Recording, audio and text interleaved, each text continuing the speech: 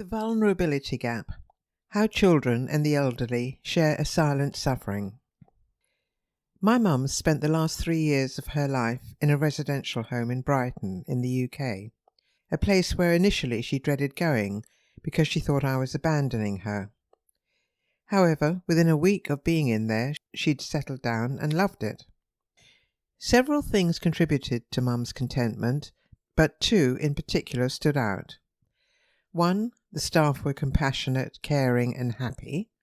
2. The home ran a program whereby young children from a nearby nursery school visited the home twice a week. The interaction between the kids and the elderly was really beautiful to see. They did various activities together, painting, board games, storytelling, etc., and it's called an intergenerational program. A simple idea about communication and connecting by bringing the two generations together. When I was growing up and being the daughter of a biracial mother, my mum was Jamaican, getting tangles out of my frizzy hair was always a challenge for me, but Mum was able to do it without inflicting any pain. Chiara, a 6-year-old Trinidadian girl who had the same hair as me, would make a beeline for Mum, brush in hand, and spend her first 20 minutes sitting happily at Mum's feet having her hair brushed. But, as we know, unfortunately, children and the elderly share something else. Both are disproportionately vulnerable to abuse. Why are these seemingly different groups at risk? Both children and the elderly rely on others for their basic needs. Children depend on their carers for physical and emotional well-being, while the elderly may require assistance with daily tasks or medical care. This dependence creates a power imbalance, leaving them susceptible to manipulative or coercive behavior. Abuse is often picked on people who might struggle to speak up or be taken seriously. Children are sometimes seen as too innocent or not trustworthy, and the elderly might be perceived as unable to remember or understand well. Abuse can show up in various ways, such as physical or emotional harm. For kids, it might include neglect, hurtful words, physical violence, or even sexual assault. Older individuals may also experience physical violence, neglect, financial exploitation, or emotional manipulation from those supposed to care for them. The consequences of abuse are equally devastating for both age groups. Children who experience abuse often suffer from development delays, mental health issues, and difficulties forming healthy relationships. The elderly, on the other hand, can experience depression, anxiety, physical decline, and even death. Children and the elderly often face unique challenges when it comes to reporting abuse. Fear of punishment or blame, shame, and a lack of awareness about available support services may deter victims from seeking help.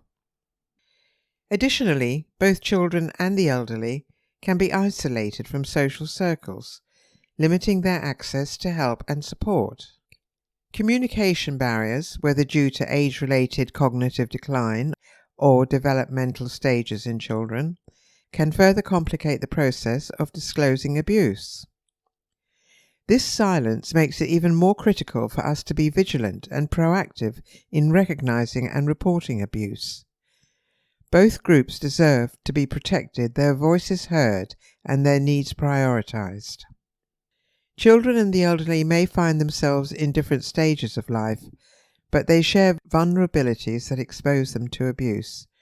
Protecting our vulnerable population is a collective responsibility. We must create safe spaces for children and the elderly, foster open communication, and empower them to speak out against abuse. Be aware of the signs of abuse. For children, these may include changes in behavior, withdrawal, and physical injuries. For the elderly, watch for signs of depression, anxiety, and financial mismanagement. Report suspected abuse. If you see something, say something. Contact authorities or social services if you suspect abuse is occurring. Support organisations working to prevent abuse. Donate your time or resources to organisations that protect children and the elderly. Bridging the gap between generations can be a powerful tool in preventing abuse. Intergenerational programs that connect children and the elderly can foster empathy, understanding, and a sense of community. The teacher responsible for organising the visits to my mum's care home told me, "The great thing about this program is that it's teaching the children empathy and compassion." Staff at Mum's care home believed there are so many benefits of intergenerational sessions where children and older people come together. One mother who would pick up her son from the care home said, "Some of the residents here don't have family or grandchildren, or the family live away and they don't see them growing up. So it's lovely to see a baby or a toddler on their lap to give a little cuddle to." However, while the program offers a wealth of benefits, it's essential to be aware of and address potential dangers. Both the school and Mum's care home were mindful of the potential dangers of exploitation, whereby an unscrupulous adult could attempt to exploit an elderly person financially, emotionally, or even sexually while using the child as a cover or gaining trust through the child's connection with the elder. Power imbalances can arise. For example, young children may feel pressured to comply with requests from older adults, even if they are uncomfortable with them. Similarly, some elderly individuals might feel obligated to care for and entertain children when they themselves require support. I witnessed an incident between an elder and a child playing cards, where both parties were getting agitated. The child didn't understand the instructions the elder was giving her, but the staff had been trained to spot potential incidents that could get out of hand and immediately calmed the situation down and resolved the issue to the delight of both child and elder.